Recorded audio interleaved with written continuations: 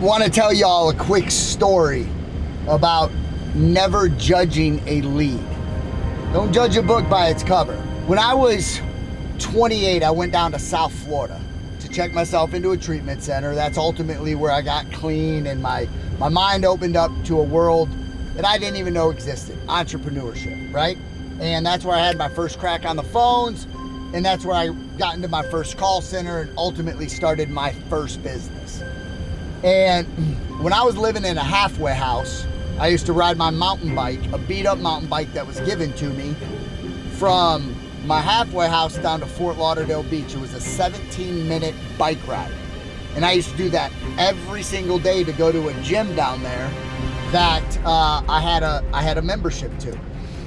And to get from my halfway house to the gym on Fort Lauderdale Beach, you had to go down this road called Las Olas Boulevard. And on that road, literally for 6 or 7 months, I lived in that halfway house. I would drive by all these multi-million-dollar homes, fancy cars and yachts, and like coming from Rockford, Illinois, I had never seen anything like that in my life. I can't even remember at that point even seeing something like that on TV. And for the very first time, I saw a Rolls Royce. Couldn't tell you the model, the make, the year, or it was a Rolls Royce, but like the model of it. And I remember the first time that I saw one, I was like, that is the most beautiful car I've ever seen in my life. Still today, there's nothing that beats it. Obviously, I got the double R's in the back of my head. But I always wondered what guys or gals or business owners or people had to do to have one of those. Like, I couldn't even wrap my head around it. And when I ended up starting my first business, my wife and I, and you know, within a very short period of time, we built it to doing millions and millions of dollars a year.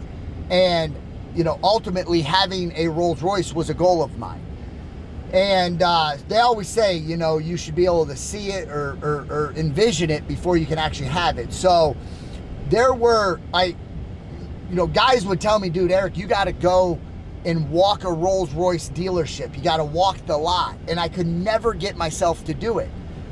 But after owning a business for a while, making millions of dollars, I was like, now's the time. I'm just going to buy one. The first time I ever go on one of these lots, I'm actually going to buy one of those cars. And my son at the time was, I don't know exactly how old he was. He could walk. When we pulled up to the Rolls Royce dealership, we were in a used, it was an Infinity, like M5 or M6 or whatever. I forget the exact model of the car that we had. But I showed up, it was me and my son, and I was wearing a pair of flip-flops, a pair of shorts, and a tank top. And my son, more than likely, was wearing a pair of shorts, a t-shirt, and flip-flops. We're in South Florida. It is what it is. And so I walked on we pulled up to the dealership, and we were walking like outside. We go inside, and my son, he had to take a piss. So not only was I there to buy a car, but my son needed to use the restroom. And we would have been there for probably 10, maybe 15 minutes. And nobody had acknowledged us. Nobody. Not, hey, how are you doing? Welcome to the store. How can I help you? Is this your first time ever looking at a Rolls Royce? I mean, nothing. Blank. And there was multiple people working there. And my son, you know, when you got a little guy that has to piss, it's like, it's an emergency. So he was like, Dad, I gotta pee. So I had to go up to somebody in the store and ask them, hey, where's your restroom? My son has to go to the bathroom. And this was his response. He was like, it's over there. And just to let you know, we're closing in a few minutes. Didn't once ask me if I was interested in actually buying a car. Didn't ask, hey, what are you looking at? Why are you here? Are you and how's yours and your son's day going? What brought you to Rolls Royce? Nothing. So I remember the way it made me feel. Like it wasn't a good feeling. I was nervous walking on the dealership as it was. It was my first time. It was gonna be a massive purchase for me. I didn't know much about Rolls-Royce other than like it was the most beautiful car in the world to me. Going from a beat up used mountain bike to even being there in a position to buy one of these cars. So fast forward, me and my wife and my son, we were in California on a business trip. And we were putzing around one day, had some time to kill. And we were like, you know what, screw it. We were in La Jolla, California, and we saw a Rolls-Royce dealership. Now this time, had no intentions on buying one because we were in California. We lived in Florida. Think about that. It's the other side of the coast, man. So we ended up going there, again, to kill time. As soon as we pulled up in a rental car, we pull up, they could not have been nicer to us. People greeting us, shaking our hands. How you doing? What are you doing here? I mean, you name it. And then the manager ends up pulling up in this was back in 2017, pulled up in a brand new convertible Dawn that was a limited edition.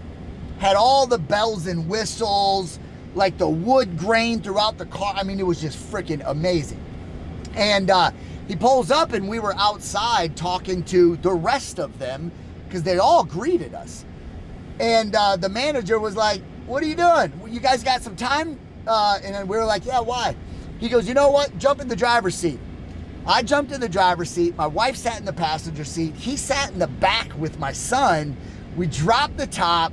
He had some homemade baked cookies that his wife or girlfriend had made. He starts feeding us cookies. We're listening to music. And he's like, you know what? Go hit the coast. Let's drive by the water. And dude, by the time we got back to the dealership, the car was sold. He didn't judge us. He treated us like normal human beings. We could relate to him on so many different levels. And so the moral of the story, and this is now the one I'm sitting in, the second Rolls Royce I've had. Dude, you never know who you're talking to. Don't judge them by the way they look, the way they sound, the color of their skin. Don't count your pockets thinking it's their pockets. Because it only takes one person to walk a lot, to pick up a phone, and that could be the deal that ultimately changes everything for you. So I can say now, 2017, 7-8 years later, dude, it's the most beautiful car I've ever had the pleasure of buying. I will always own one. But what a bad experience it was trying to, in my own backyard in Fort Lauderdale, walking onto a dealership, getting treated like a piece of shit. They judged me, I believe, just by the way I looked and what I was driving. So for anyone out there that's getting ready to get in sales, whether it's car sales, phone sales, doesn't matter what sale, dude, love the one you're with and see if there's a way for you to help them. As you can see, I got the double RRs in the back. This one's got lights in the headliner. I mean, it's super dope. And my son's actually sitting in the back seat. What up, Kai? What's up? Anyways, don't prejudge these fucking leads anymore, y'all. So here's even another layer to that story of riding that beat up mountain bike, ultimately going to La Jolla, California to buy my dream car. But the road I used to ride that bike down, Las Olas Boulevard, there's a neighborhood in there called Seven Isles. It's one of the most exclusive neighborhoods you can possibly get into in East Fort Lauderdale. On the intercoastal, we're talking multi-million-dollar homes. And years later, again, after starting the business, working on myself, building a team, getting others to buy into the vision and being able to, see their dreams come true, dude, me and my wife and my family, ultimately ended up buying one of the dopest homes in that neighborhood. 7 Isles, East Fort Lauderdale, 2506 Barcelona Drive. It was a 7 million. This was, again, we're talking 6-7 years ago. We bought a home worth $7 million.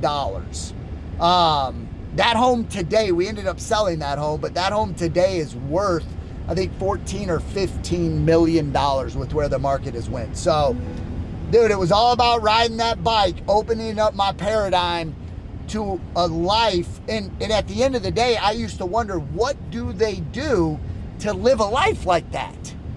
And dude, within a matter of a few years, me and my wife were able to build that type of a life. And it was betting on ourselves, going all in, blocking out the noise, you know, getting rid of all the naysayers. And some of those were the closest people next to me. You know, they thought we were crazy in the beginning. They were talking about us. Then they were wondering what we were doing, how do we do it? And then some of them ultimately were asking us if they could do it with us. So just know, man, a lot of it is confidence in the beginning, opening up your paradigm, getting around the right people that can, you know, have either already done it or can go through it with you, but you want to make sure your circle's right. Anyways, I don't know where I was going with all that, other than that beat up mountain bike was a special journey for me, because for 6 or 7 months, I used to ride that, again, every single day, just wondering. Before I knew it, I was in the neighborhoods, driving the cars. So you're not far away from being in that neighborhood or driving the car. You know, it may not be a Rolls Royce, but it could be your dream car. Like, shit, my son, his is a Hellcat, right? TRX, he said. I remember when he was freaking 3 years old, he wanted to be a police dog. You know, our dreams change. So all I can say is never stop dreaming, because dreams ultimately can come true. Somewhere along the line, we all stop dreaming and we just settle for what is there. You know, what everyone thinks is normal. And it's only normal because you quit dreaming. So all I can say is open up your mind, start dreaming, to get around people that never stop dreaming. Hey, what's going on? I want to congratulate you for making it to the end. What does that mean? You're in the 1% club. No one else stuck around. You did.